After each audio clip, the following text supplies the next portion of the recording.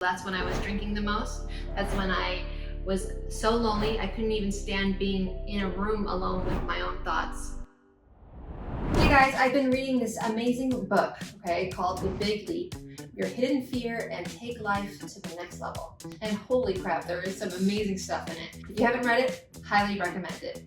Anyways, there's one section that talks about some important questions to ask yourself to lift you out of your limiting stories and into your zone of genius, which is the goal, right? I mean, I'll get more into detail about what that means here in this video, but basically you're trying to eliminate that feeling of stagnation. You know, I thought these questions were great things to talk about and discuss, and I decided I should answer them today with you guys to hold myself accountable. So let's do it.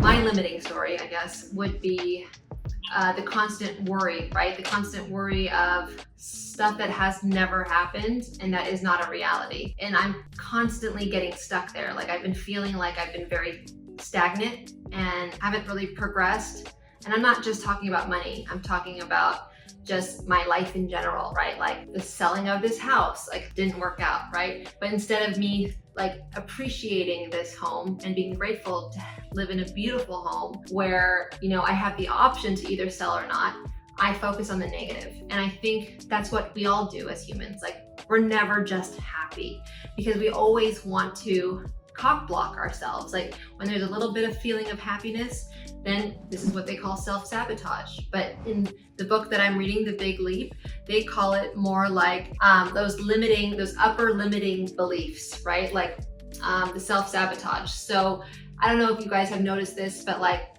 let's say something great has happened, right? You won the lottery. They put this example in the book. So a man who won the lottery straight away decides to like sabotage himself because like I feel like we are all addicted to the worrying, which for some reason in our brain, I can't speak for everybody, but for myself, my mom definitely believes that worrying equals productivity or worrying equals success or being stressed out makes you feel good and productive, like you're getting so much done. And it's quite the opposite. Like it actually stops you from manifesting, I think, the good in your life. I mean, my husband worries so much. I definitely worry, especially during Dancing with the Stars. And I've noticed when I was my most successful on Dancing with the Stars was when I didn't care. Not like I didn't care about my actual job and my performance and my choreography and getting my celebrity to be amazing, but I just didn't care about the results because guess what? I had a life. Like I was gonna go back to live my competitive ballroom dancing life in Harlem. And this was a 1-season deal. And that was it. And I won. And then again, a year later, before there was 2 seasons a year, same thing happened. Like I'm dancing with a football player. Like what are the chances with Emmett Smith? Won again. And I honestly, there was I wasn't married to a result. The result didn't matter. It was the actual journey of it and the outlook. When you want something so bad, and you think you can control it, or you think that you need to work harder, not necessarily work wiser, right? You're working hard, like night rehearsals, morning rehearsals, choreography. Like I tend to just put so much into it that like, I'm doing it for a result, obviously. I'm not doing it for the purpose of what life should be about, which is feeling good, being happy, and being grateful and living in gratitude. And I think we get lost in the shuffle because we are so money hungry. When money, honestly, is just a piece of paper, dirty piece of paper that we all exchange, that comes in, that goes out. That comes in, that goes out. It's a constant exchange, right? Yet we define happiness by how much money we have for some reason. Money, for me, I know, doesn't equal happiness. I mean, at my most successful, that's when I was drinking the most.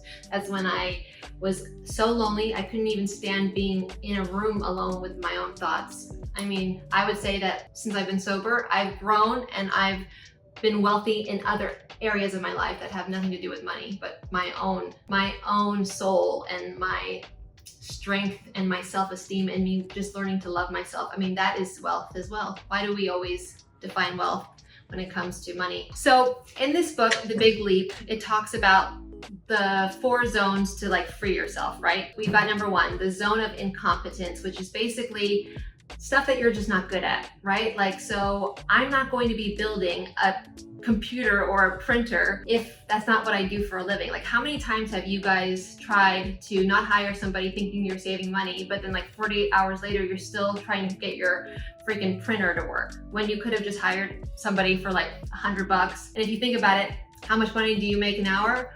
And what could you have done with that time? Whether that be with your family. Instead, you were just staring at this instruction book, right? For the longest time. It's like, sometimes we have to really understand that, okay, this is not something I do, and just leave it, hire someone who does it, and move on, because we waste energy and time in that space. This number 2 is zone of competence. So basically you're doing things that like you're good at doing, right? You can basically do it in your sleep. I guess you can say that like there's certain things that I definitely can do in my sleep, and that is probably a season of Dancing with the Stars, but not necessarily in my sleep. But I could definitely teach, right? Like almost to the point where I feel like I'm on autopilot. Like I can teach a solid basic routine, easy. I don't need to like prep. I don't need to like get nervous. I know what I'm doing, and I know it backwards, forwards, and I've been doing it for so many years. So a lot of people get stuck there.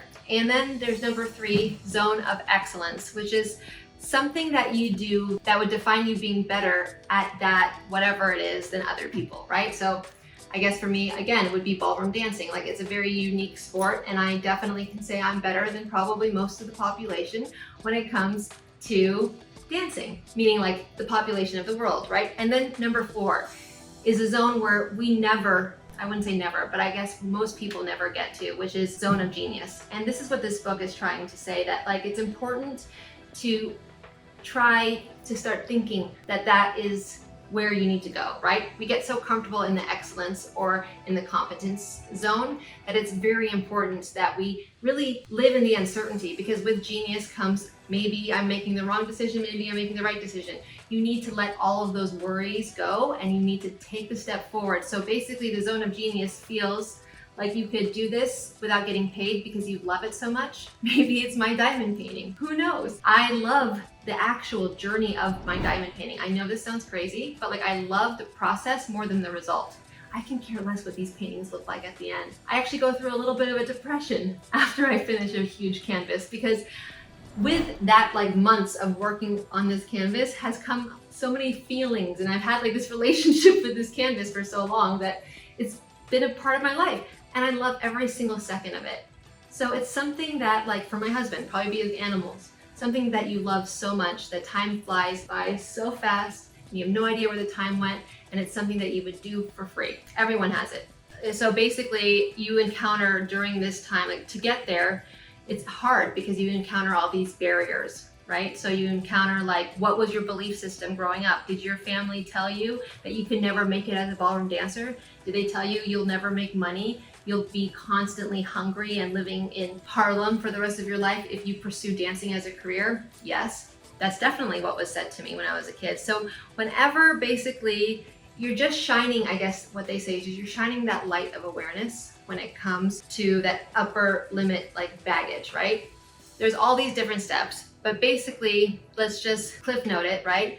That whatever it is, your fears, your false beliefs, all of us have at least 2 of them, right? So you either have a feeling that you're fundamentally wrong or bad, flawed in some way. 2, disloyalty and abandonment. 3, believing that more success brings a bigger burden. 4, the crime of outshining. Definitely have the crime of outshining. I was raised with a little sister, right? Big age difference, 9 years. And all my mom would say to me was like, don't act too happy because your sister's gonna get upset. So it was always this like, I could never just be my potential because it was like too much. It was too much and it was hurting someone else's feelings. So basically we have assignments, right? When it comes to the big leap, and to be able, what they mean by the big leap is getting to that zone of genius and all the steps you have to take in order to get there. And with that comes these important questions that I have to ask myself that I haven't done yet. And I just thought, hey, you guys have been there through it all. Let's just ask really hard and complicated, uncomfortable questions and figure it out and talk it through with me. Okay, so the first question is, what do I feel out of integrity? I guess it would be just starting the process of having a family, right? Like I don't necessarily, it's not like me to procrastinate, like I've mentioned, and you can check that video out right here on my YouTube channel. But I'm not sure if I'm fully really thinking about this, right? Like, and I never thought that I was not gonna have kids, but I also never thought I was gonna have problems with my body image. And I feel like I have so many issues underlying issues that I need to take care of for my own mental health's sake, that I feel like I'm a little behind. I feel like I'm back in like high school days, and I don't feel like I'm like where I need to be. So as far as like filling voids that I have that I know I can't get from outside sources. Question number 2 is, what is keeping me from feeling whole and complete? Well, if we're talking about that same subject, it's really that commitment. It's jumping and diving head first and just not worrying. It's the worrying. It's the worrying, obviously, that is stopping me from really living my maximum self, right? Like with any doubts or fears, it's all because we've worried and we've started to believe all of the crazy worrying that happens in our head that is simply not true. Question number 3, what important feelings am I not letting into my awareness? Well, man, how long do you got? I am still feeling the sadness, rejection, abandonment from when I was a little girl, because I decided to, let's find something else to do and numb it and never feel it, because thinking that it was going to go away. No way. Like it comes back, and it comes back like worse than it would have been if I would have just dealt with it. So as far as important feelings, I feel like every feeling we feel is important. We just have to, I have to know that it's important. I have to make it important by acknowledging it and being okay, and knowing that it's okay to feel however I feel, and also knowing that it will pass, but I have to feel it, and that may not feel good. So I have been doing myself a disservice by not feeling my feelings. So maybe that's why I don't actually have a family, because I have so much to catch up on from my past as far as feelings go, that I don't necessarily feel like I'm even mature enough to have a kid, in a weird way. Where in my life am I not telling the full truth? Yeah, I mean, like, look, I've always said, as far as question number 4, where in my life am I not telling the full truth? I've always said, people ask, why am I so open with my story? And sometimes I know deep down that I'm a professional disconnector. Like, I just did this interview, right? And I talked about how, like, why have I been so blessed, and why is it so easy for me to talk about my trauma? It's not. It's just that I've been so good at disconnecting that's why you don't necessarily see me cry. You don't necessarily see me like really sad. You just, like, again, monotone, happy, sad, mad. That's just who I am. But I definitely feel like I'm not telling myself the full truth. I'm human. I'm not a robot, right? Like, you can't just, Siri, here, say this. Like, I actually have a heart somewhere in here, and I have feelings. But I've been training my intelligence to not feel. So I've been doing that, and that just is so overwhelming. Actually, it makes me almost want to cry, but not yet. The last question is, where in my life have I not kept my promises? Well, I am one to, I guess, be spontaneous at times, but I also live in a comfort zone, and I know that with any type of success, doesn't come with you in your comfort zone, right? So as far as being adventurous goes on that side of my life, I guess, I haven't really been a risk taker as much as I've wanted to be.